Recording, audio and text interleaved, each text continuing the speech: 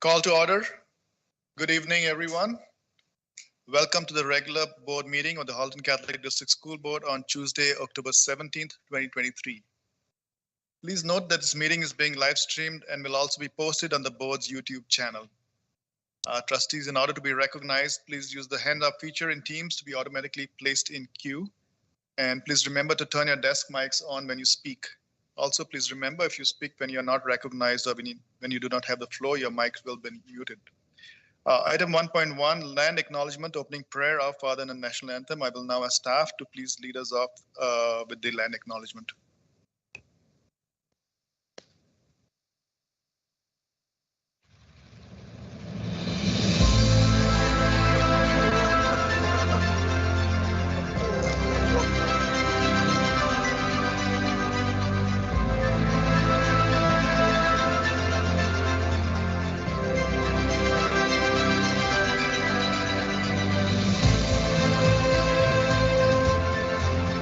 Halton, as we know it today, is rich in the history and modern traditions of many First Nations and the Métis. From the lands of the Anishinaabe to the Attawandaron, the Haudenosaunee, and the Métis. These lands surrounding the Great Lakes are steeped in Indigenous history. As we gather today on these treaty lands, our Catholic social teachings call us in solidarity with our Indigenous brothers and sisters to honor and respect the four directions: lands, waters, plants, animals, and ancestors that walked before us. All these wonderful elements of creation exist, gifted to us by our Creator God. We acknowledge and thank the Mississaugas of the Credit First Nation for being stewards of this traditional territory.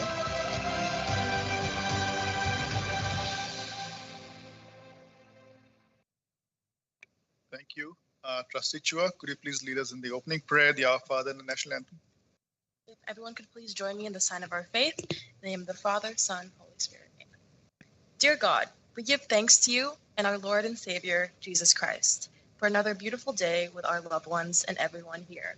As we conduct our meeting today, you are forever in our hearts and thoughts, and we ask for your love, guidance, and protection within everything we do. We say this with the words that you taught us. Our Father, who art in heaven, hallowed be thy name. Thy kingdom come, thy will be done. Give us this day our daily bread, and our trespasses, as we forgive those who trespass against us. Not Son.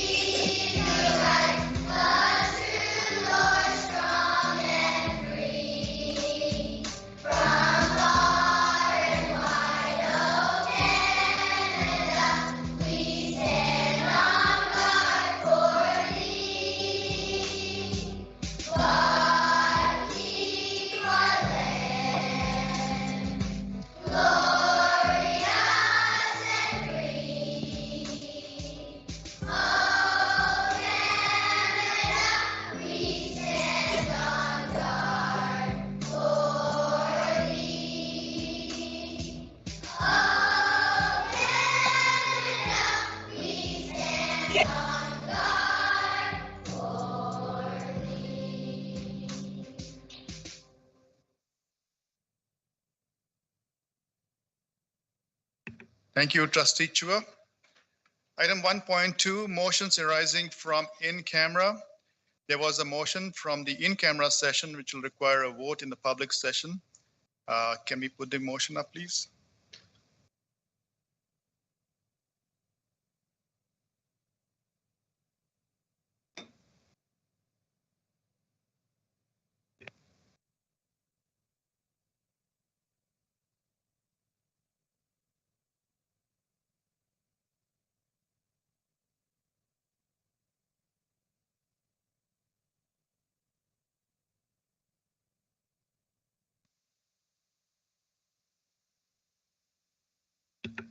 Thank you. I will now read the motion. Be it resolved that the property matter discussed in camera be approved. May I have a mover for this item? Trustee Saunders moves. Looking for a seconder, please. I'll second it. Seconded by Trustee Murphy. I'll take it to a recorded vote. Trustee Ohan Chanoda? Trustee Murphy? In favor. Trustee Saunders? Favor. Trustee Chua? In favor. Trustee McGuire? In favor. Trustee Kelly, I missed you. In favor. Trustee Carabella? In favor. Trustee Powell? In favor. Trustee Kennedy? In favor. We have 7 in favor, none opposed, no abstention, motion carries. We shall now move on to our next order of business, which is the approval of the agenda. Do we have any additions, deletions, or to the agenda, and do trustees want any item removed from the consent agenda?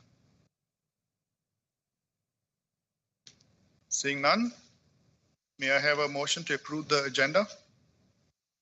For removal, please, Trustee Carabella, Second it. seconded by Trustee Powell. I'll take this to a recorded vote. Trustee Murphy, Trustee Saunders, favor. Trustee Kelly, In favor. Trustee Chua, In favor. Trustee McGuire, In favor. Trustee Carabella, In favor. Trustee Powell, In favor. Trustee Kennedy, Trustee Ohan Chanoda. We have 7 in favor, none opposed, no abstention. The agenda is approved. Shall now move on to our next order of business, which is declarations of conflict of interest. Are there any conflicts of interest to be declared tonight? Seeing none, we shall continue with our next order of business, which is presentations. Item 4.1, senior staff updates. We have 2 presentations tonight, and I will first ask Director Klein to introduce the first presentation. Director Klein.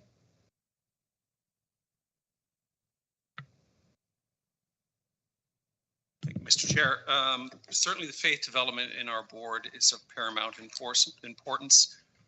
The fuel that runs a school board like this is a fuel that is steeped in faith that not only exists today, but has lasted and been in existence for generations. We're very lucky today to have Jillian with us to talk to us a bit today about the work that we do, not only in terms of strengthening our own faith, but in terms of reaching out to extend our hand and embrace the hands of others in this community and beyond. Superintendent Nair and Jillian, please proceed. Sure, I can just start by saying that, echo what John has said, but tonight we're blessed to have Jillian share her work in the Interfaith Council. There's many areas that Jillian does a lot of work in our faith formation and in our pastoral care and with those entrusted to it in each of our schools that are very visible. But there's a lot of behind the scenes work that Jillian does, which takes her sometimes many weekends, sometimes a lot of evenings. And this is an example of one of those things that Jillian is involved in, and that's as the chair of the Interfaith Council in Halton. I believe the first Catholic chair that we've had in the Interfaith Council. So she was named that in 2021, and also her work on the Interfaith Dialogue, which she was invited to that table by Bishop Crosby. These are some of the ways that she makes those connections in our communities, but also brings it back to those who are doing the work in the schools so that we can look for social justice opportunities and other initiatives that we can partner in. So very pleased to have Jillian share some of the work that she's been involved with tonight.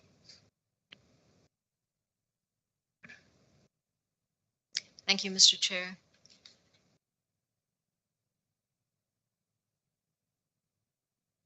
Interfaith involvement is very much something which arises out of our theological theme. What does the Lord require of us? To do justice, to love kindness, and to walk humbly with our God. I'm very proud to belong to the Interfaith Council of Halton, something I joined when I came here to Halton as the system chaplain, having been a subject matter expert in the Canadian Armed Forces on interfaith ministry, which is something that is very dear to the heart of all Canadian Forces chaplains.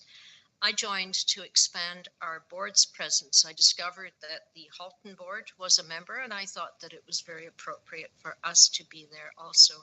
And I will mention that Monsignor O'Mahony is also a member, and as are some of our priests in the deanery.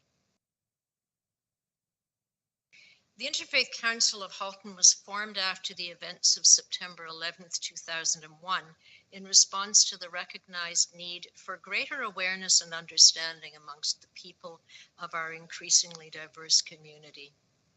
The aims are to create solidarity among faith traditions so that we can live peacefully in community. As we learn about each other, we help to dispel fear and suspicion.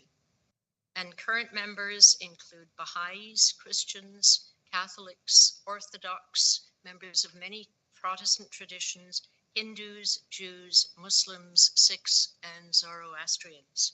And our objectives are to educate in the community, to develop leadership, to provide advocacy and information to the media and to the public. And the fact that we have commonly shared values among many faith traditions often gives us far more in common than what separates us, so that we can accompany one another.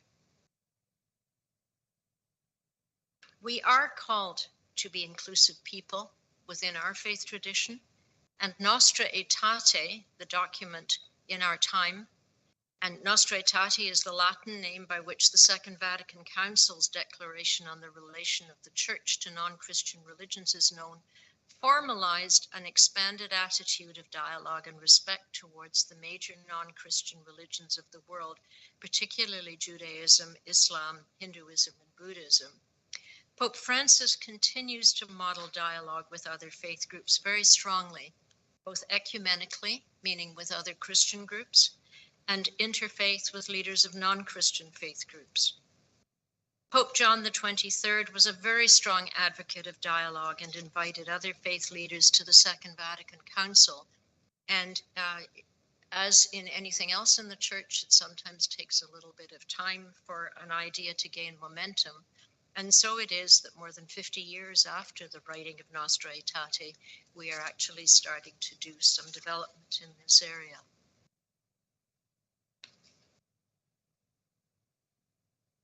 We share concerns in the Interfaith Council of Halton, but also hopes and dreams. We've done a number of things together which affect members of all faith communities. One of the first was protecting access to worship for all, standing in solidarity against political policies which the town of Oakville was anticipating, which would have limited faith communities from being able to gather. There were policies being developed that suggested the public transit would be limited on Sundays so that people wouldn't be able to get to church. There were also policies being developed that said that places where faith was celebrated would only be able to be used for religious ceremonies, for nothing else, so that would have meant getting rid of daycares and seniors support groups and many things of that nature. Through the work of the Interfaith Council, we managed to get those policies reversed. We meet to share what we can about our faith together. Many of the members of the committee also offer in-class sessions on world religions, both in person and virtually. And for me, it's rather interesting that Halton Catholic District School Board schools are actually more likely to ask the Interfaith Council for representation than are the public schools, something which was shared with me not long after I joined with a fair amount of surprise, because I think there had been a lot of misunderstandings about how Catholics felt about people of other faith traditions. And they were quite delighted to find out that we do not exclude other faith traditions. We educate the community through movie nights. We have held 2 peace camps very successfully as summer camps. We hold booths at the Halton Multicultural Fair, get involved in One Burlington, hold community peace marches, and stand together against hate that's based on race or faith. We also advocate for the marginalized in many ways. And our current initiative is to try to create an out of the cold network among all of the faith groups that are present in Oakville to provide for people who cannot provide for themselves in the winter. I have a series of pictures now just illustrating some of the initiatives that we've been involved in over the last few years. You may remember that when the mosque was attacked in Montreal, there was a request for support at our mosque here in Oakville. And students from our schools, senior high school students, were among those who gathered to create a circle of peace around the mosque to be able to allow people to go and have their prayers without being concerned about their safety.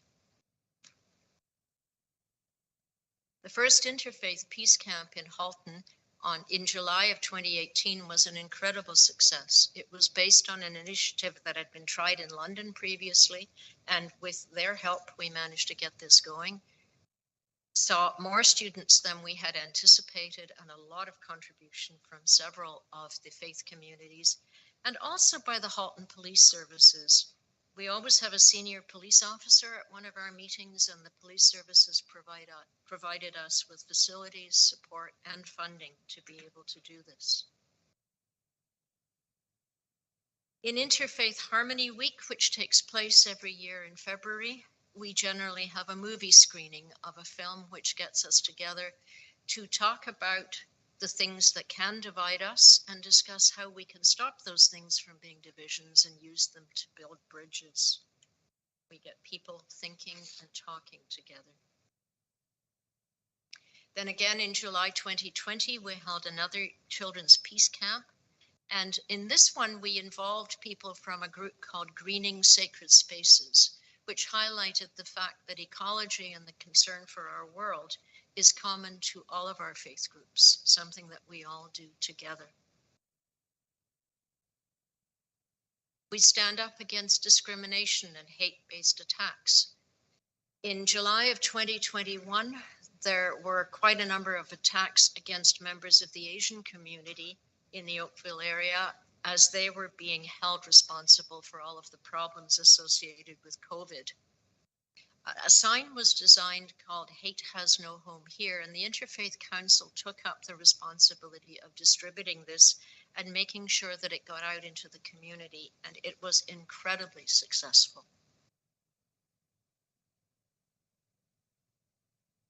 We offer speakers to the community. Some of these have been done in person, and others have been done virtually, especially during COVID.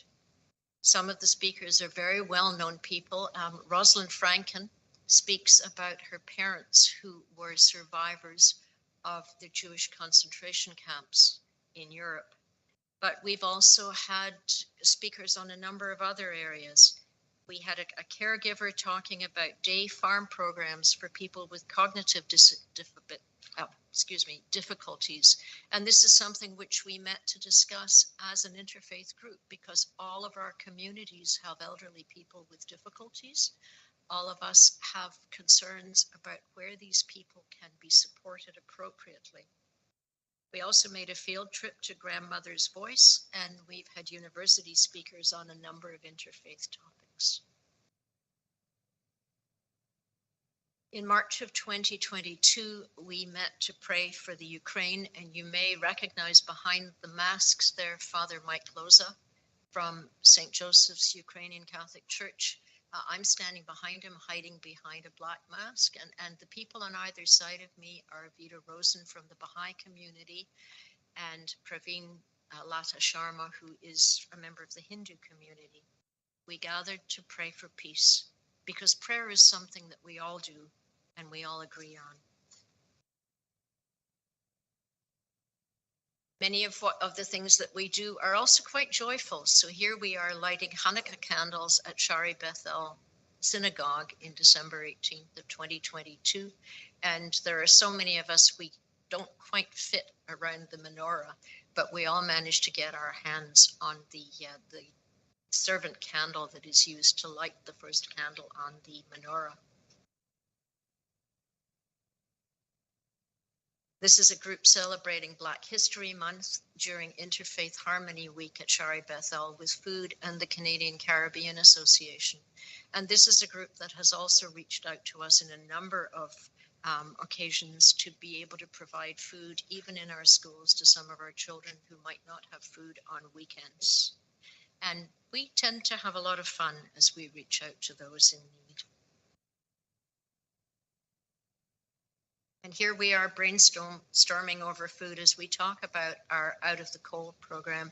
And represented in that group are Vita from the Baha'is, you can see me tucked in the corner, Dr. Morar Murray Hayes from the United Church, Rabbi Weiss from the synagogue, and Praveen Lata Sharma from the Hindu community. And that's about half of the group of us who are there to talk about this project. We also show support for one another and try to stand united.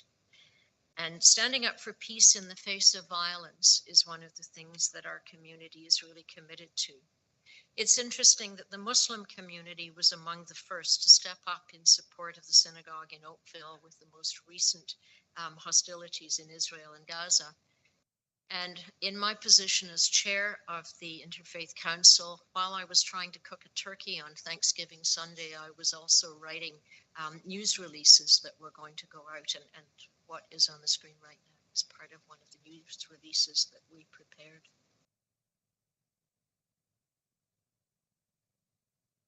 Not a part of interfaith dialogue, but a part of our ecumenical dialogue is the privilege that I have after being invited by Bishop Crosby to be a representative of the Diocese of Hamilton in the Lutheran, Anglican, Roman Catholic dialogue. And so here you have a picture of us after a service that was held, a prayer service in Guelph in June, and you have Bishop Michael Price from the Lutheran community, Bishop Susan Bell from the Anglican community, and Bishop Crosby, along with a number of us who worked together to put on a liturgy where we brought water from all of the bodies of water that are touched by the dioceses we represent. So from Lake Huron, from Lake Erie, Lake Ontario, Conestoga, Credit, Grand, Nith, and Speed Rivers, and Marden Creek. And we presented each of the bishops with an annieberry tree, which is an indigenous tree. And then they watered each other's trees with the water that we had collectively put into the baptismal font and took them home. And this is intended to be a symbol of how our roots go very deep. We have shared roots, and we hope that we will also have shared growth. So we are all praying that all four of these trees manage to survive and to grow to be very healthy. Celebrating that we have a common belief in being God's children, called to live in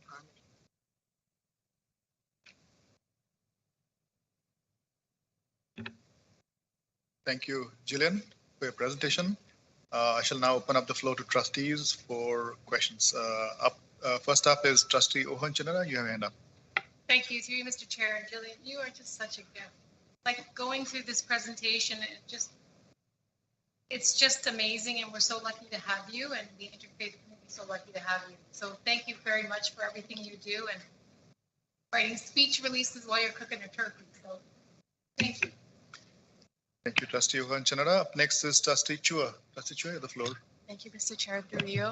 Again, just to echo what Trustee Ohan Chinara said, thank you for the amazing presentation, especially on interfaith dialogue, because it's something that I love to see within, especially a Catholic board. I love how you said that the Halton Catholic Board was the board inquiring more about interfaith dialogue and consulting other faiths more than a public counterpart. So that was very interesting to me. I do have one question though. So within the Student Senate, and I know our students across Halton Catholic want to get more involved within whether it be their own faith, if they're Catholic or non-Catholic, and get involved with other faiths through interfaith dialogue. We do have a subcommittee within our Student Senate called Faith in Action, and your presentation encapsulates basically everything that the subcommittee wants to accomplish. But I know throughout the past years, it's been hard because they've only been able to do social media posts, but they do want to, get involved in the community. So is there any capacity that our Student Senate could, help the Interfaith Council out or get involved with the work that you do? Thank you, Jillian. Through you, Mr. Chair, one of the things that we had considered, if we managed to get the out of the cold program off the ground, which we're really working hard to do, is that we could reach out to schools and ask if a school would care to purchase a cot so that we would be able to offer a person a place to sleep. So that's something that we could do. And one cot would not be an overly large amount for a school to be able to raise in a fundraiser. Thank you, Trustee Chua. Your follow-up. Thank you, Jillian. I see no other hands up. Amazing work being done there, and I'm sure our students in school would love to help you there. Thank you so much for the work, and thank you for coming to present, Superintendent Nair, and your team too. Thanks. We shall now move on to our next presentation, which is on the Math Achievement Action Plan. Director Klein, please introduce the second presentation.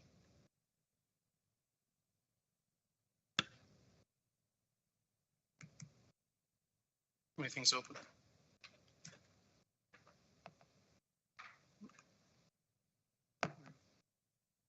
Thank you, Chair. I have said before, but I'll say again, we're very happy and very proud to have a new superintendent to our team. That's Superintendent Skripik, and he is here to talk to us a bit about what is maybe another sign of us heading into a year that might be more like the years before COVID than during COVID, certainly, where we have a refreshing focus, refocusing perhaps, on some of the key areas that many of us in education, those of us who are teachers, decided to follow in this profession to do, and that is to give students from the youngest of ages to much older the tools that they need to be fully themselves, to be at peace and contentment, and to contribute to a very growing and vibrant Ontario. And one of those areas is in numeracy. And so the superintendent is here to give us a sense of where we've been very recently and the roadmap ahead. So I'll turn it over to Superintendent Skripik. Thank you, Director Klein, Mr. Chair, trustees of the board, senior team.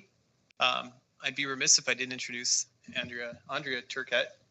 She is the math consultant for our board, K-12, who's been instrumental in helping me understand where we've been and what we might be able to do, and when I just might need to slow down because I get a little too excited with what I'd like to do. So without further ado, the province has mandated through the position that I have that we produce a Math Achievement Action Plan, which I'll be presenting to you today.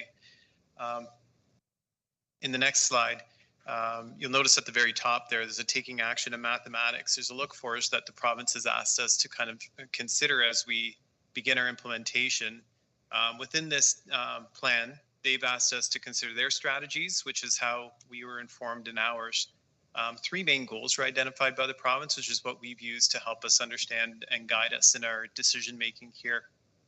The first one is to ensure fidelity of curriculum implementation, including the intentional use of high impact instructional practices, engage in ongoing learning to strengthen mathematics content knowledge for teaching, and to know the mathematics learner and ensuring mathematical tasks, intervention, and supports are relevant and responsive. We took these goals and combined that with the best research we have available to us, plus our own experiences here at the board to kind of bring together 17 strategies, which you'll see in the next few slides, that we'll be using throughout the course of this year to implement, monitor and measure, and determine the impact on our student learning. So under the first goal, we want to make sure that the curriculum is being implemented at the level that the province has asked us. So we've invested in a number of different tools and resources, and we'll be investing in some actions in the next few months and in the year to come to support our teachers, our principals, and parents. So first and foremost will be, we call them scope and sequence documents, which is basically we map out for teachers how they might be able to use the resources we've provided when they're teaching their classes. Sometimes we call those long-range plans in the past. So we're revising them because we have invested in a number of new tools, and also want to highlight specific actions on teachers' parts, such as diagnostics. Which brings us to the next one. The province has provided us funding to specifically purchase a digital tool. So we've entered into a partnership with Knowledge Hook. It's a digital tool that can be used for assessment and instruction. It could be sent home as a task for parents to do with their children or for kids to do on their own. We'll be using it in a variety of ways, including helping us monitor some of our implementation and to further determine student learning needs within our system. We've also last year, thanks to the hard work of Superintendent Kroll and our consultant, Andrea, we invested in mathology. So this month, in the last couple of months, we'll be working on providing training for our grade 7 and 8 teachers because we expanded mathology. This is a tool that was already available from grades 1 to 6. This is almost finished, and now we're at the stage of just making sure we've found all the teachers who may not have been able to attend the session to provide the support that they need. Principals will be engaged in a number of different ways of monitoring the curriculum over the course of this year.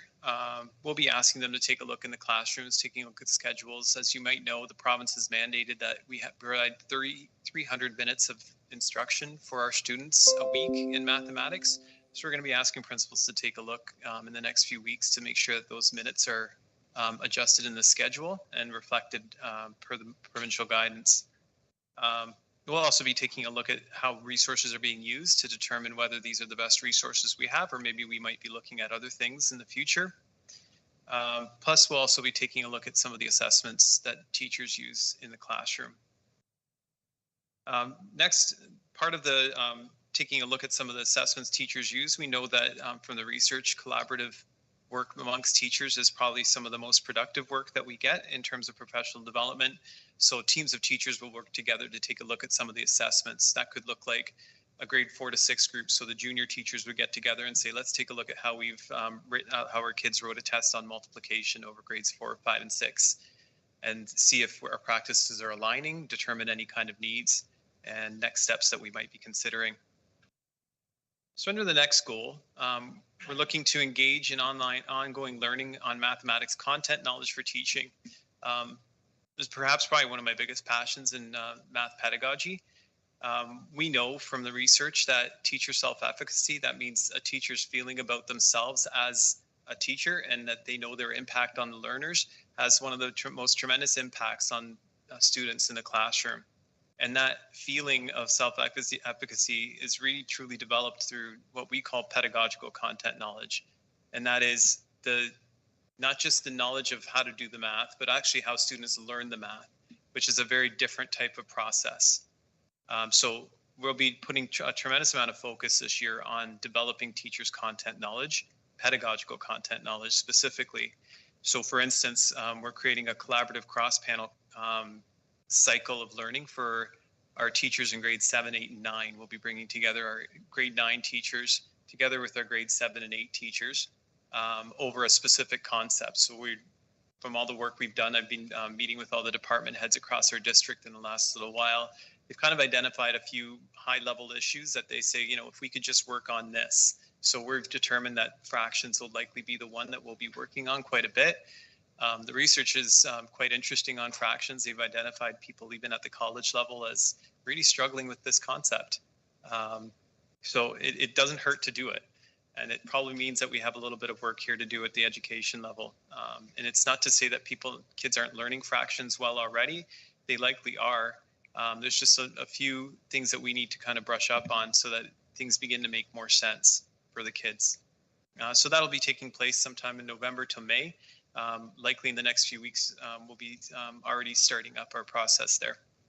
We'll also be doing a similar process with 4 grade 6 groups.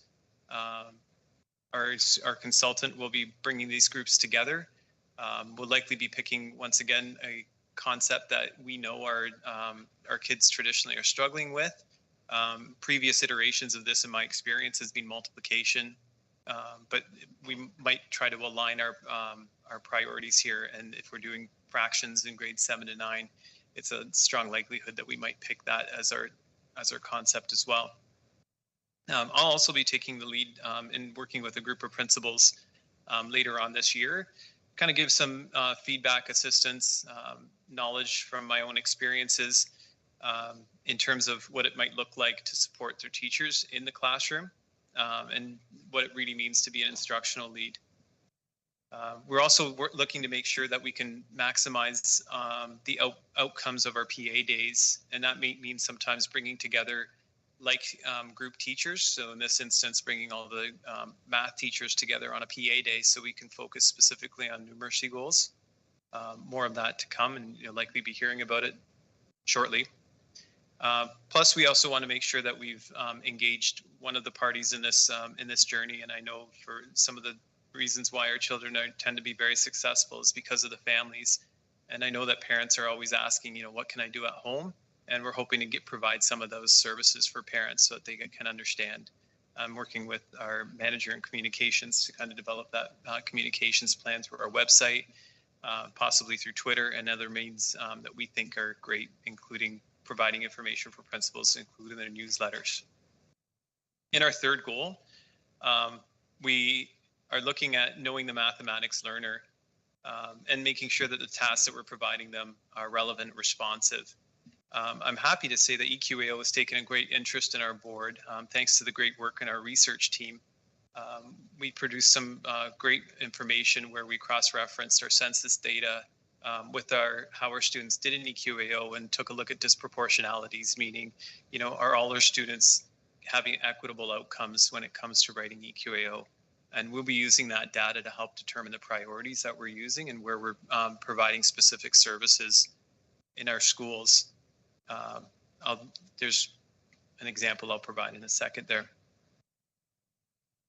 So schools are being asked as well, just as I explained in when we talked about fractions in the collaborative study, schools and principals will also be given guidance on how to pick a specific topic focus when they're doing the work. Math is surprisingly vast and the topics can be wide-ranging. So we find that the most effective way to deliver professional development at the school level is to pick one specific area and really work at it over the course of the year and measure the outcome at the end. So whether we pick certain questions out of EQAO or whether we use our own diagnostic and pre and post tools, that's how we'd actually measure the impact and know that we've actually made a difference in the children's learning in that area, our students. When I say increased interest in mathematics, you might be hearing some news that are coming out of your kids' schools that we've invested and we've entered into a partnership with Caribou Math. We want to encourage kids to think about math in a much different light than just what they do in the classroom. So we've purchased the rights for every kid to access a math contest. It's quite fun. It has games in it that are quite challenging. You might remember some of them from your old days of playing Minesweeper when you're bored. There's one of those there. But the real task for this is to kind of open up the conversation about mathematics for kids and give kids that we know that are going to be successful in math another opportunity to demonstrate what they can do.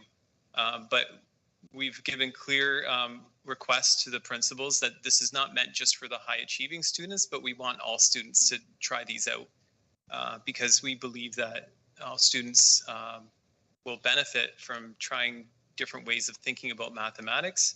And also we want to celebrate when they do things that are harder than what they would normally be trying out. Speaking of that initiative, so the research department provided me with a great report in August when I arrived about the initiative out of special education. They bought a resource called Do the Math, I'm sorry, from Marilyn Burns, a very distinguished and honored member of the mathematical world. And there are a number of kits and every school has them. The data that I saw really demonstrated that the intervention work that our special education resource teachers were doing was making a tremendous impact in the learning of our students. So we're expanding that at the classroom level with some of our de-streaming itinerants. So they'll be working very specifically with their grade 7 students, identifying based on the EQAO data, both schools who struggled in that area, but also students who struggled on the test so that we could do those interventions for them now so that by the time they're getting to grade 9, some of the areas where there might have been deficits are eliminated and we have a successful entry in the de-streamed grade 9 class. We're going to continue with a successful partnership. It's called the AIM project. You may have heard of it before. This board has participated in it.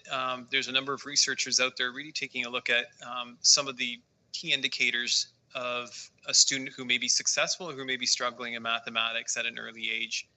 So we're continuing that partnership in the area of kindergarten to grade 2 with primary students.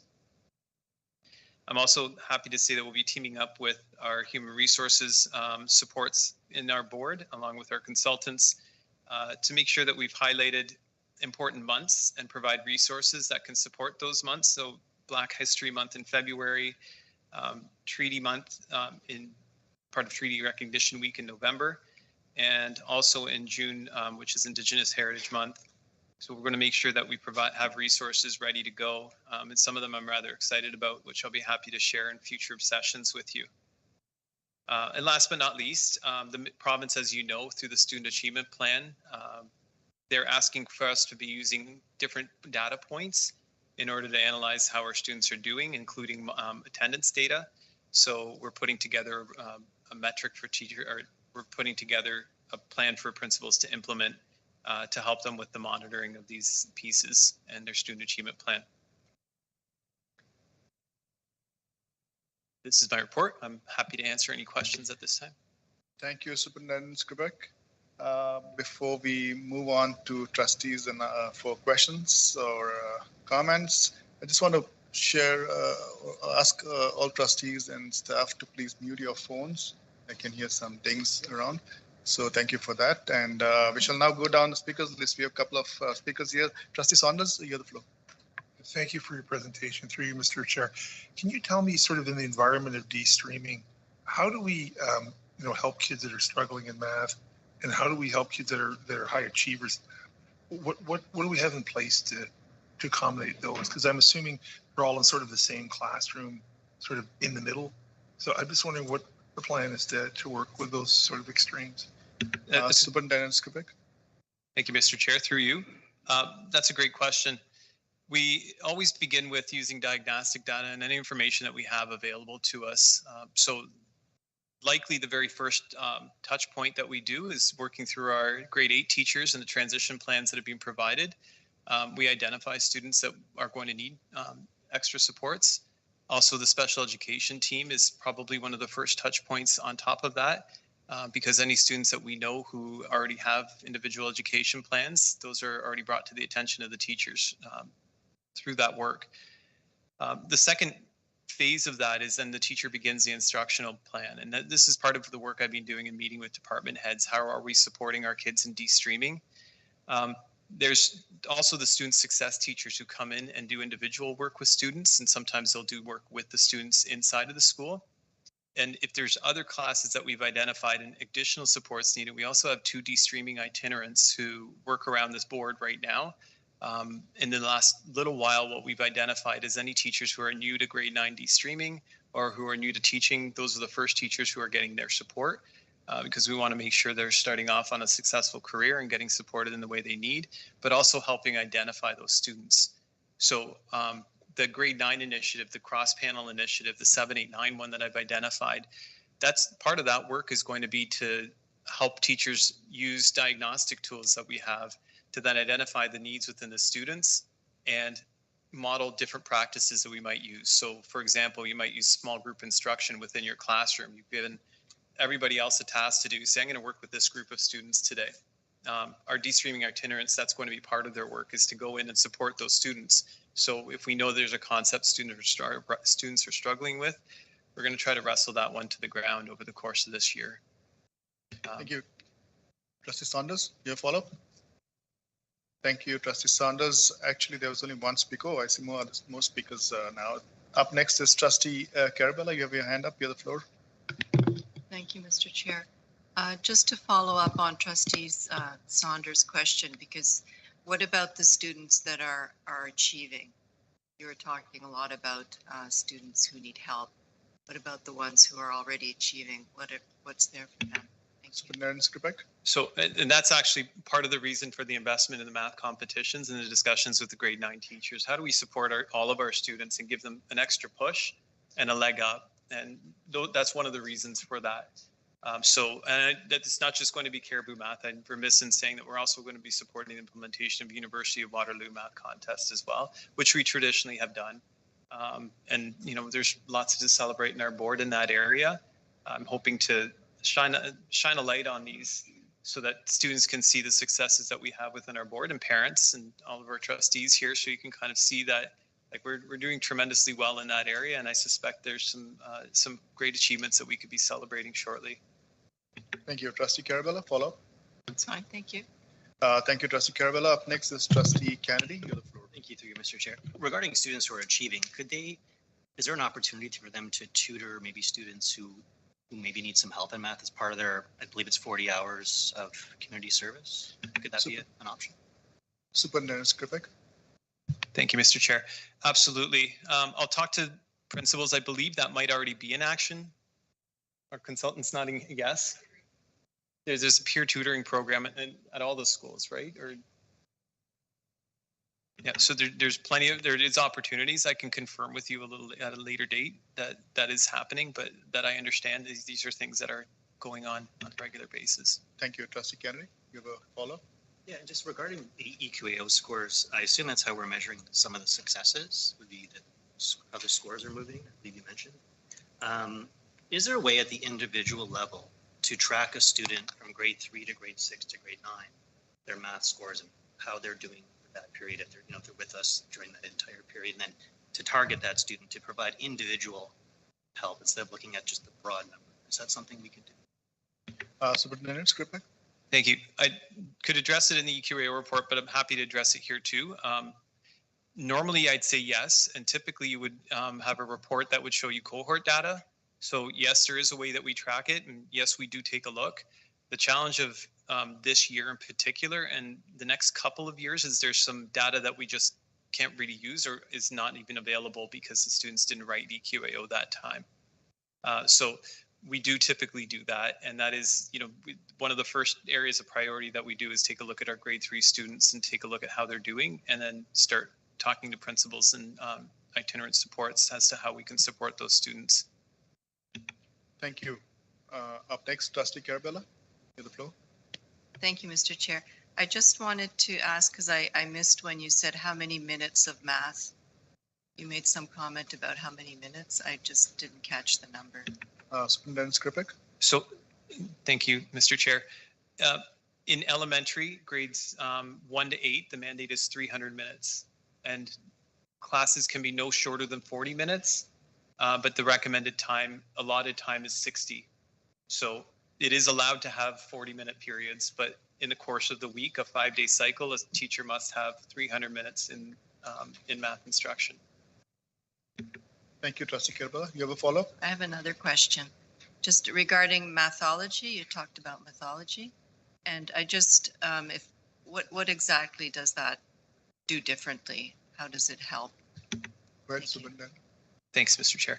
Mathology is a textbook, for lack of a better word. So we've invested about 3 or 4 years ago in Math Up, and the feedback that the team had received in years after the implementation that they could use a supplement.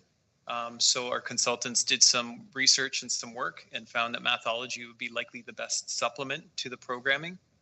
So that's the tool through Pearson. And it complements, it's quite a nice one for us because it actually complements what Math Makes Sense was. So that was our textbook previous to, they just stopped producing it because there's a new curriculum. Thank you. Thank you, Trustee Carabella. Up next is Trustee McGuire. You're not spoken. You have the floor. Thank you, and through you, Mr. Chair. I just wanted to thank you for this presentation. I really enjoy math within my classes, and it's nice to see that we are focusing on math achievement. I was just wondering, we talk about all these important resources, and I appreciate that the board has them. And I know that sometimes it can be challenging for students to reach out for support when they're struggling. So how do you plan or think that we can help to reach out to students and help connect them with the resources when they need it the most? Superintendent Skripek. Thanks, Trustee McGuire. Mr. Chair. That's a great question because it typically does start at the classroom level where a student is identified either by speaking with the teacher or the teacher identifies the student. And it really does depend on the relationship that a teacher has with the student in order to determine how that might go, because some students don't want that attention and they don't want to be identified as you need extra help. But at the end of the day, in fairness to the student, if they do need help, we really want to provide it. So I think the very first step is to kind of work with our classroom teachers to say, and that's part of those meetings that we're going to be having. We're asking for 4 at least, where teams of teachers will be getting together with their principal to say, what do we know about the students in our classrooms right now? Who have we identified as struggling, and how do we provide supports for them? So sometime in about a month after the first term report cards that we have identified, we're going to ask teams of teachers and principals to get together and look over the data. So, and you're not just one data point, right? You're actually a student in a classroom with needs, and then how do we support that? How do we match it up? And sometimes there's a feedback loop that comes back to me to say we need more support. Hopefully, I just reach into my bag of tricks here and find a lot of support. And if not, then we try to determine what's the best way to do it.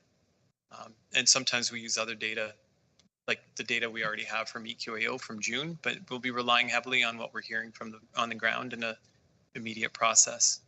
Thank you, Trustee McGuire. You have a follow-up? No, thank you. Thank you. Up next is Trustee Ohanchanada. You have the floor. Thank you, through Mr. Chair, Superintendent Scoot. So thank you for the presentation. Fantastic. And I guess I'm looking at it, that old cliche, it takes a village, right? So are there any other things to help our parents or guardians out there to help support and scaffold their children with math? Superintendent Skripek. That is a great question. So where we want to start is trying to figure out how we leverage our resources to inform parents about what's happening in the classroom. It's kind of a tricky journey because we're trying to avoid a situation where we're asking kids to do homework all the time, because there's policies around that.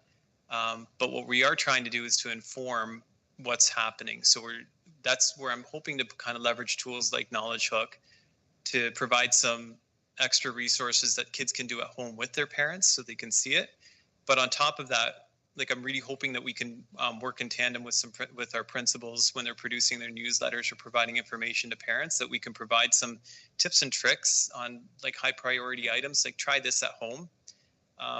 We know that parents can be a tremendous support, but we also know that, from firsthand experience, maybe not my own, but my sister's, where it can be quite challenging working with your parent in the area of math, because they may understand it in a way that they're like, but that's not how I'm doing it, or that's not how I get it. We want to kind of honor that approach that a parent's giving, while at the same time providing the support to show, okay, well, try this with them at home so that you can kind of see the supports. That might also work with us providing the teachers with some extra supports they could give to the parents through the newsletters, through whatever communication means they have. I'm sure they all have Bright Spaces, so they can insert something into the classroom website and provide the resource for parents there. Hey, try this out. Take a look at this. Have you thought about this? I think it's all about communications with home. And eventually, parent information nights might be one way we'll look at that. But I need to talk to our principals first. Thank you. Trustee Ohanchanada. I do. Thank you, through Mr. Chair. So thank you. Your passion for math is very contagious. I'm excited about math again, and probably going back to fractions. But you mentioned something about Knowledge Hook. Yeah. I'm sorry, I don't know what that is. Sorry about. So Knowledge Hook is it's the tool that we've invested in from the province. So they provided us specific funding to buy a digital resource tool for implementation here at the board. So that's the tool that we went with. I believe the last time we were talking to them, 80% of the boards across Ontario are using the tool. Basically, kids will sit down, and it's an online tool. So there's an advantage to using an online tool too, I will tell you, because EQAO is online. So we're trying to get students familiar with a format like that. So kids will sit down, and they have 2 or 3 different ways of activating themselves within Knowledge Hook. But one of the best ones is they kind of give a task where kids answer a series of questions and kind of determine where the needs are. That information is then fed back to the teacher as to where the supports are required. What it can also do, though, is that teachers can assign tasks to kids or games that they might want to play. And these are things that they could be doing at home with their parents, potentially. We're not asking to do all the intervention work at home, but I do know that, in my own experience as a parent, that sometimes when the work comes home, I can kind of see where I can support my child. If I don't see any work, I don't quite know what to do. So we're trying to kind of bridge that gap where we don't want tons of homework going home, but we also want information being sent home to parents as to here's where your child's at, here's what they're doing in a tool like that that's online, provided that they have the resources at home to use it. And that's the other caveat to that. I don't want to make it contingent that that's the only way we communicate with parents, because not everybody might have access. Thank you, Trustee Ohonchanada. Up next is Trustee Carabella. You have the floor. Thank you, Mr. Chair. Just a quick question to compare that 300 minutes. Is that something that's increased or has it been steady like that? Superintendent Skripek. Thanks, Mr. Chair. Trustee Carabella, that the PPM, I believe, came out in 2016. That's when the ministry produced its mandate. So that's been an ongoing expectation since 2016. It's ebbed and flowed in terms of the focus on it. So I just wanted to make sure this year that we reiterated with everybody, you know, as we adopt new teachers and people come online, that they realize that that hasn't gone away. That mandate continues to be the case. That we need to make sure we have 300 minutes. Thank you, Trustee Carabella. You have a follow-up? Thank you. Thank you. Up next is Trustee Chua. You have the floor. Thank you, Mr. Chair, through you. First of all, again, thank you for the amazing presentation. I was one of those kids in elementary school that was not the greatest at math. And I know that it got, you know, my math education got kind of messed up because of COVID. And my question is pertaining to, you know, those grade 11s and 12s who had to experience COVID and now are stuck not understanding math. I know this plan does help our elementary school kids and our 9s and 10s develop their math skills for their own futures. But is there any catch-up plan for our current students who are about to graduate, or our grade 11s who are graduating next year, just to catch up on math a little bit more? Go ahead. Good. That one I'm actually going to need to do some more work on, to be honest with you. We generally have a focus from up till about grade 10, and then we know that come grade 11, what we typically experience are students who at that point are definitely being streamed into areas of math that they're interested in. And then on top of that, so interesting, the province has kind of given us some data points to take a look at. And one of the things we will be taking a look at is student engagement, so marks in the older grades, but also how many credits they're taking in math. And what we're hoping for is to see an increase. I think, but there's many superintendents across here who want to see an increase in their departments. So it's going to be a challenge to say we want everybody to take math, but what we're hoping for, we know that it takes 3 credits to get your OSSD, but we're hoping to increase that so people are taking more math credits. In terms of how we're supporting grades 11 and 12s, I think student success is probably going to be the greatest venture into that. So you do have student success teachers in your schools. And those are some of the teachers that are tasked with helping out when we identify kids with students who are struggling. What we want to make sure, and I know these are ongoing conversations as a group, is that we honor the pathways that students want to take. So that means that if you want to be university bound, then we want to support that journey, or you want to be college bound, we want to support that journey. So whatever credits that you're going to need to get into that pathway, that can be achieved. Thank you. Trustee Chua, you have a follow-up? No? Okay, thank you. Trustee Chua. Up next is Trustee Kennedy. Thank you, through you, Mr. Chair. Regarding the 300 minutes, is there discretion at the class level, like the teacher level, or the school, the principal, the school itself level to have more? Or is it just, that's standard across every school, every board, across? I mean, if you have to do more, you have to take away from somewhere, I guess, but is there discretion there? Superintendent Skripek? You will probably never hear from me an argument to do less math. If a teacher can manage to fit that more into their schedule, absolutely. I think that always invites a great conversation into what it looks like to do cross-curricular work. So when we say cross-curricular, that means, like, let's say I'm doing a geography lesson in grade 7. There's always an opportunity to be taking a look at graphs and data. And that lends itself to a conversation about mathematics. And I'd say the same, it goes for science. Actually, we can go into the whole STEAM area and say that no matter which topic or area you're talking about, there's always an element or an avenue that you can use to introduce mathematics. So instead of just looking at it in isolation of saying we're just doing math, today we're going to do a history lesson and study immigration patterns since 1900s.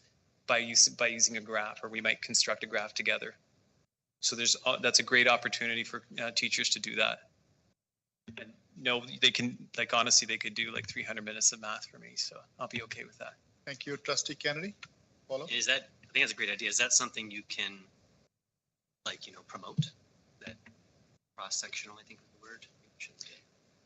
Superintendent Skripek? So yeah, it's cross-curricular. So it has been around for a while, but it does help sometimes to provide the resources. So I'd go back to the work that we're hoping to do for Black History Month. That'll be a good example of what cross-curricular might look like, where we combine science lessons together with mathematics, and kind of make all these connections together for the students. And you're absolutely right. Like we're always looking for those opportunities. So one of the best places for that is actually over there. We call it the cottage, but it's also the program services area. And the teams of consultants there are phenomenal in terms of how they collaborate with each other. And when they're together in a room, the buzz is amazing. And sometimes, you bring up these ideas and you instantly have like 3 or 4 people jumping up and down saying, I'd love to work with you on that.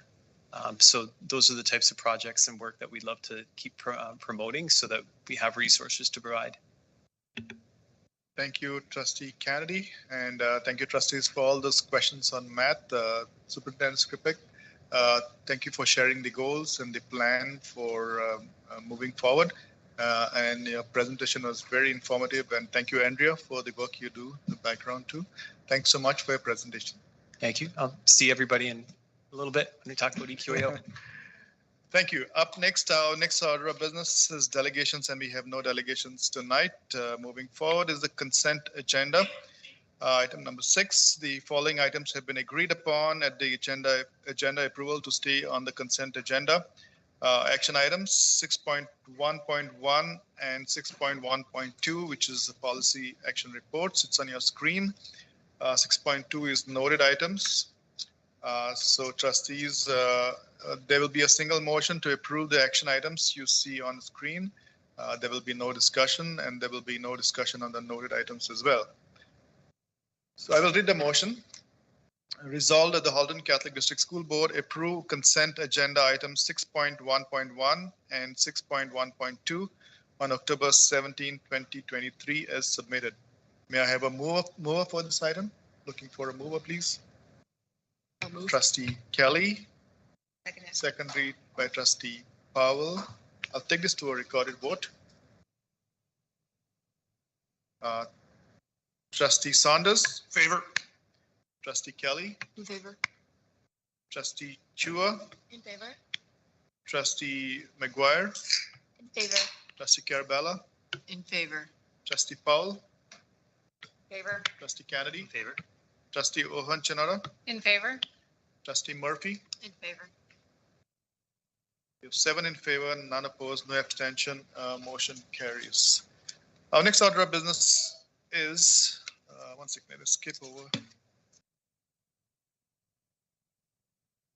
We move right down to staff reports, which is, we have no reports tonight.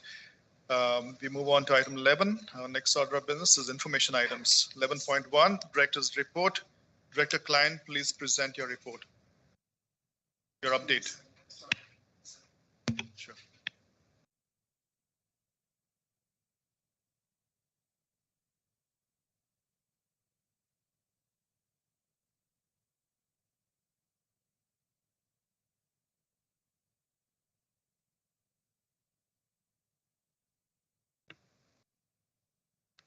Perfect. Thank you, Mr. Chair.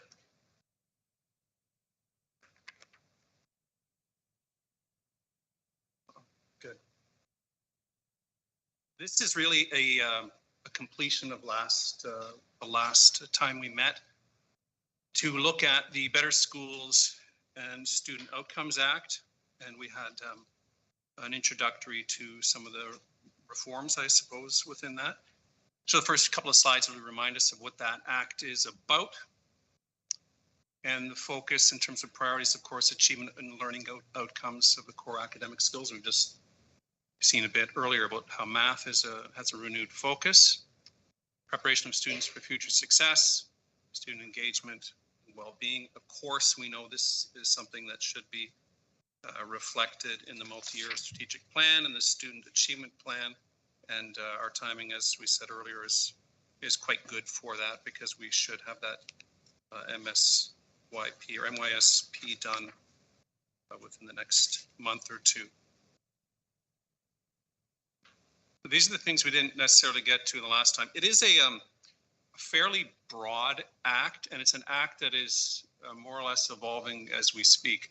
So the minister has been given under this more powers to conduct changes, to shift procedures. And some of those, again, have not necessarily come to fruition yet, but they are in the works. So the act increases the power of the minister regarding school board activities.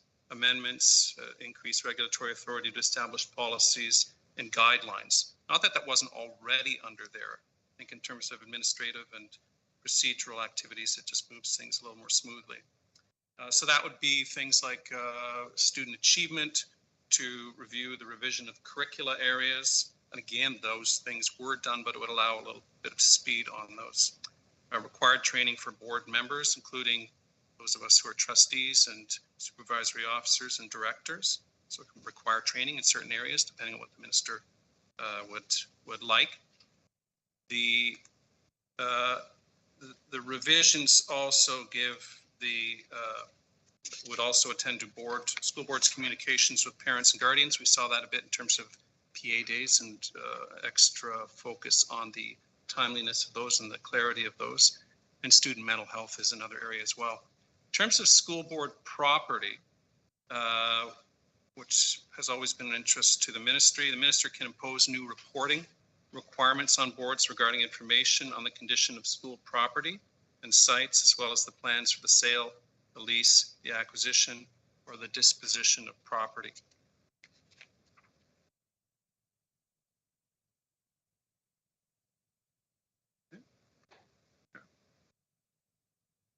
Director of Education Performance Appraisal. There's always been a Director of Education Performance Appraisal process. Under this, the proposal is that there would be regulations to establish standards around the process of appraising the performance of Directors of Education. The proposed regulation would include the consideration of a board's progress on provincial goals. That is also something that we're waiting for right now, and there's small committees and there's a secretariat of the ministry that is focusing on that. In terms of complaint procedures, in the Act, it's specific to members of the Ontario College of Teachers or those who are early childhood educators. It specifies those. It expands some of the remedial training remedies that could result from complaint procedures. It does remove, in certain cases, the rights to hearing, and it strengthens the duty to report for those who are supervising and consequences for failure to do so. Finally, the Act also reviews trustee conduct. The update to the existing requirement, and that again is in process. It revised the process. There is an integrity commissioner that is responsible. In prior times, it was really more of a board responsibility. The intent by the ministry is to have or people called integrity commissioners. There's a broader list of sanctions. There'll be a 60-day time limit for complaints and expanded investigatory powers. And there will be a right to appeal to what is to be called a panel of commissioners. That commissioner, incidentally, is responsible for investigation, any decisions that come out of that, and the consequences, or also just not to investigate if that person considers it frivolous. And once again, this is something that we're waiting for clarity from the Ministry of Education on, but this was certainly something that was addressed in the Act. So there's been two presentations that talk about this Act. It's been fairly broad. Today's narrowed down on a couple of the final ones, and I'd be more than happy to answer any questions, with the caveat that many of these are being acted upon at committee levels at the ministry, and so we don't necessarily have details on it. Thank you, Director Klein. Trustees, do we have questions for Director Klein? Seeing none. Thank you, Director Klein, for presenting your update. We shall now move on to item 11.2, OCSTA update. Trustee Ohonchanada, do you have an update? Thank you, Mr. Chair. This will be a verbal update. It's very short. Just a reminder of the upcoming OXTA 2024 Catholic Trustees Seminar, January the 18th until the 20th. That's the next big thing that's going on at OXTA. Thank you. Thank you, Trustee Ohonchanada. We move on to item 11.3, which is the Audit Committee Annual Report to the Ministry. Superintendent Lofts, please present your report. Thank you, through you, Mr. Chair. Attached, everyone, is the information report regarding the Audit Committee Annual Report to be submitted to the Ministry of Education. This report was presented at the September 28, 2023 Audit Committee meeting as prescribed in Ontario Regulation 36110, Section 15, subsection 1 and 2. Mr. Chair, this report is submitted as information. Thank you, Superintendent Lofts. Trustees, do we have questions for Superintendent Lofts? Seeing none. Thank you, Superintendent Lofts, for the report. And we move on to item 11.4, 2022-23 EQAO and OSSLT results. Superintendent Skripek, please present your report.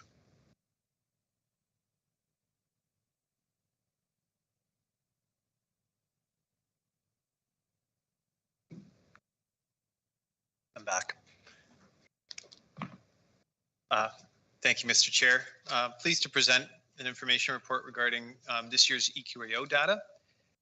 Just some highlights I wanted to point out that generally speaking, we did see an increase in most areas. We did see some declines in some areas. Overall, though, we are staying well above the provincial outcome. So I'm always cautious not to use average, because what this data actually presents to us are all the students in our school as a percentage who achieved at provincial standard or above. So that means level 3 or level 4, which in traditional parlance, we might call that our B and A students. So, or students who are achieving at B and A, I apologize. We saw an increase in grade 3 in our reading and writing scores and math overall. So our reading was at 80%, which was a gain of 1%. Our writing was 75%, a gain of 4%. And in math, we had a gain of 2%, which is at 69. Our reading and writing scores in grade 6 were 88 and 89, and our math score was at 57%. And in our grade 9 scores, we saw an increase of 3% to 64. And with our OSSLT, which is the grade 9 is math only, and in grade 10, our students or beyond write the OSSLT, the Ontario Secondary School Literacy Test. And that is what a mandatory test, unless they are exempted, that they require for their OSSD. And we had a 90% success rate on that as first-time writers. Thank you, Superintendent Skripek. Trustees, do we have questions for Superintendent Skripek? Trustee Saunders, you have the floor. Thank you, Mr. Chair. I noticed grade 6, the math is pretty low, like provincially and for us. Have you done any analysis to determine why this group in particular apparently was impacted by COVID? And do we have a specific plan sort of geared to help this group? Superintendent Skripek? Yeah, so grade 6, it's been on a decline, and actually this is the first year I've seen an increase in a while, so it's positive that we're seeing the increase. Our grade 6 math scores in general, I have my own theories that I can't substantiate unless I have proof and data. All I can say is that by the time they get to grade 6, the concepts start to become quite complex. We're talking, like, I'll give you an example. They have to calculate the surface area of a triangular prism. So you get a prism that looks like a Toblerone bar, and you have to say how much paper is needed to make that. For grade 6 students to process all that information takes quite a bit. So kudos to the junior teachers for really pushing through on that. We work actively to try to identify any deficits. So that's kind of what I was mentioning this year, is that we'll have 3 teams of schools working together collaboratively, led through our consultant here, to kind of determine like a specific focus content and see if that might be the area that we might need to use to move the students forward. We're also using the opportunity through our special education team to prioritize grade 6 students in terms of the interventions they're going to receive. And that also is part of the plan for us on the other end to help support the grade 6 students who wrote last year for them to get the interventions, because they will be writing grade 9 in 2 years. So we want to make sure that they're well supported, and we have data to show that the interventions, like through the information received from EQAO, we took that information to heart, use that information to then turn it into a transformation for our students in their learning. Thank you, Trustee Saunders. Okay, I shall move on. Trustee Carabella, you have the floor. Thank you, Mr. Chair. So I'm thankful for all the data you put on this graph and that you went back to 2011. So that's interesting, because then you can see sort of where like the dip starts going down, and maybe when we have results that don't go that far back, we, you know, a little bit, you don't see the dip so much. But do you have a reason or an idea why a dip would happen? I'm looking at grade 3 math. So in 2012, you're looking at 88, and then slowly it goes down to now. Well, now we're at 71. You know what I mean? And over they're all like that. They sort of dip at, they dip before COVID, 2013, 2017. And then in particular, the grade 6 math at 2011 was at 76, and now we're down to 57. And that's way before COVID that it started the downward dip. Superintendent, Thank you. Skripek.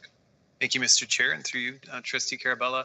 I want to first, the credit all goes to our research team who puts these graphs together for us so amazingly and what looks like so effortlessly, but I know that it isn't. So I just wanted to give them credit again for where credit is due. You know, an analysis like this, we might need a lot of time together for me to kind of go over where I think things might be. In general,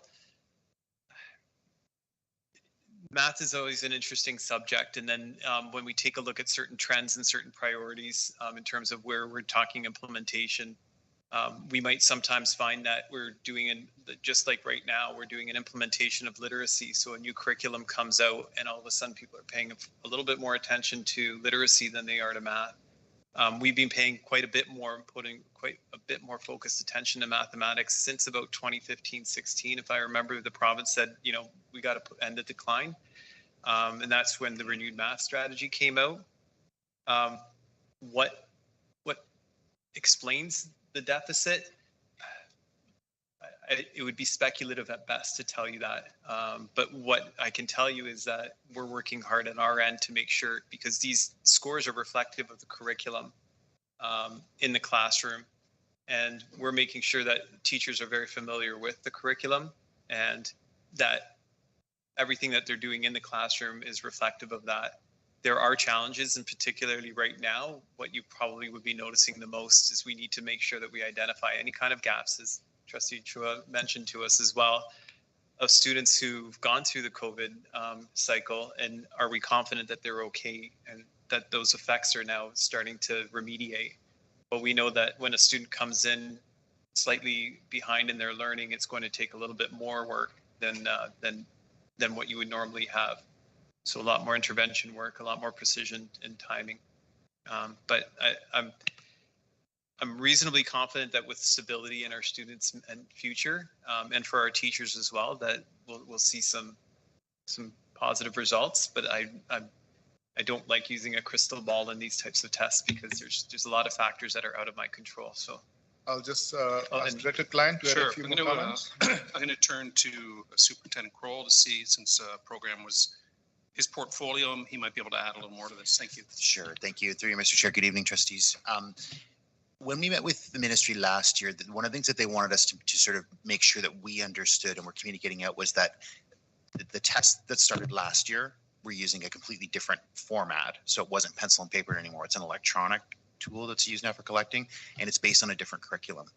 Right. So they caution us very carefully about not making apples to apples comparisons to pre-COVID data and now the new EQO assessments that are happening over the last 2 years.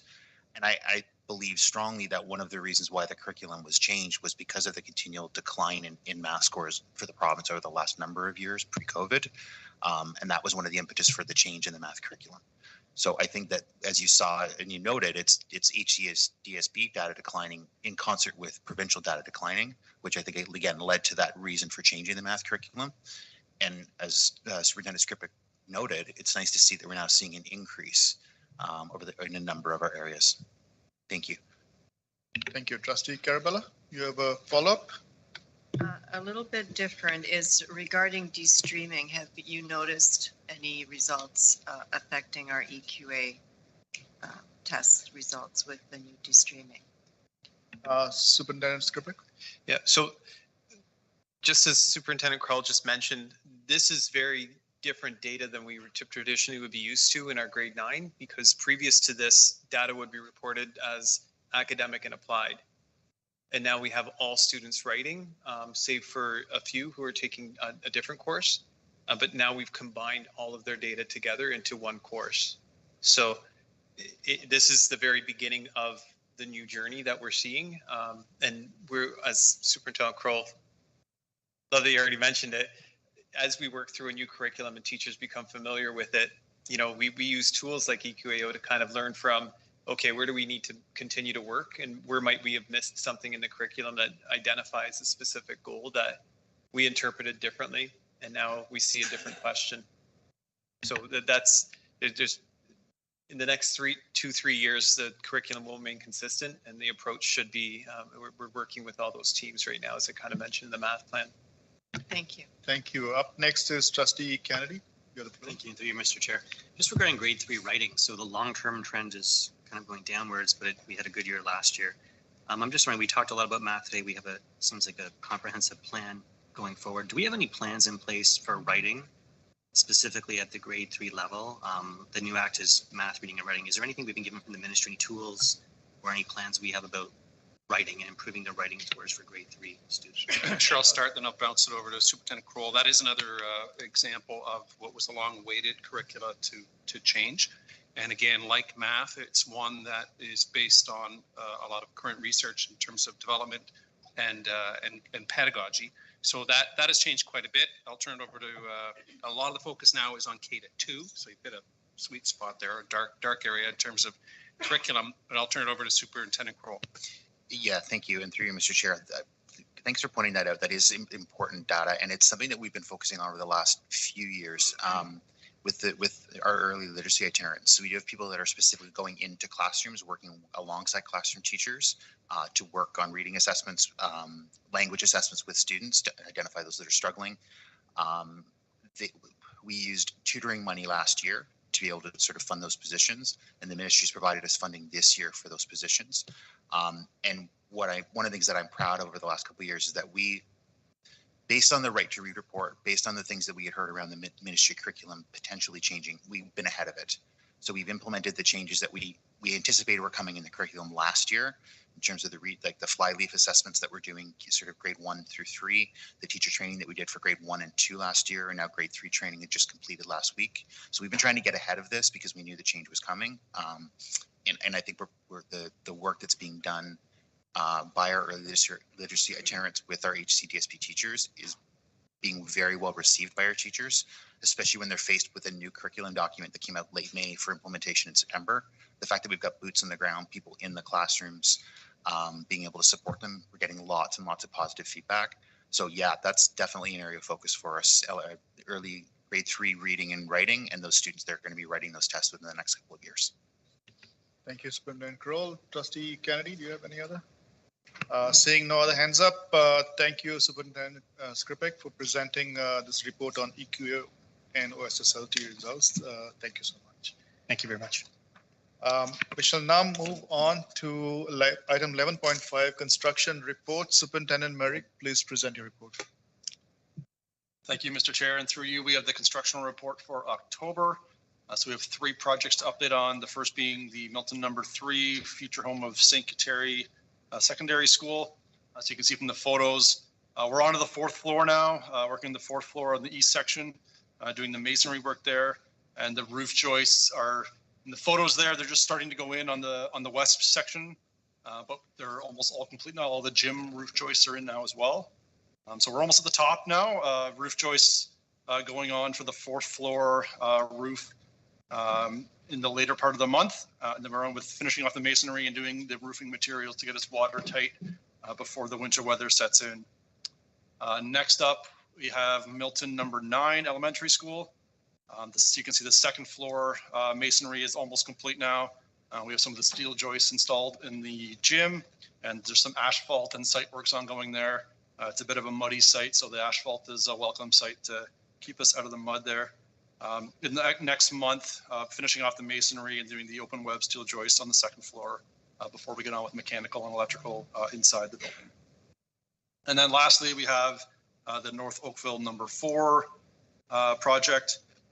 This one's very well developed. You can see from the photos there, we're nearly watertight right now. We have parapets and roofing going down. Windows are being installed, some electrical, and then the finishing trades are starting inside as well in the watertight areas. So that's progressing very well. Upcoming for the next month, we'll be doing brick veneer and insulation to get the envelope tight, and then mechanical and electrical installs happening and finishing off the roofing, which is nearly complete, but a little bit more to do.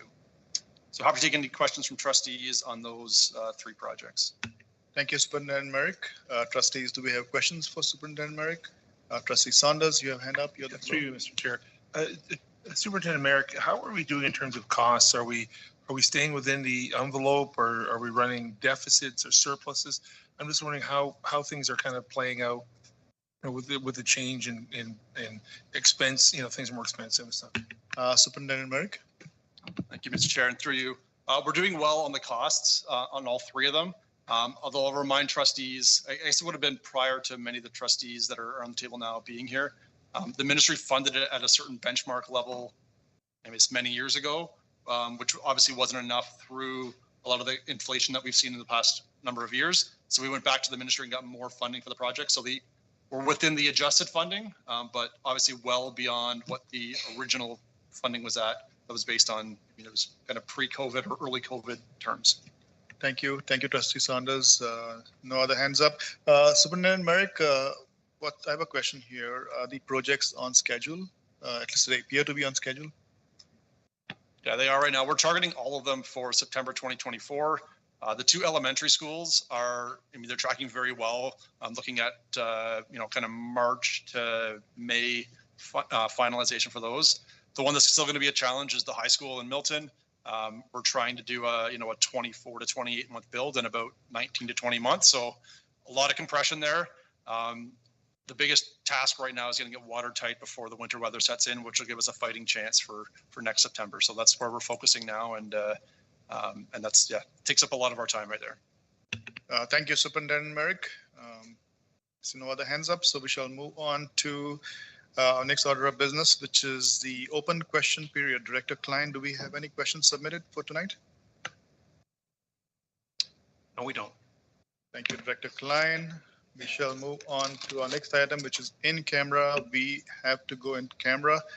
Trustees, would like to go in camera? Yes, sure. So we shall take, may I have somebody to move that we go into camera? Looking for a mover. I'll move. Trustee Kelly moves. Looking for a second. Trustee Powell, all in favor? Anybody opposed? Seeing none, motion carries.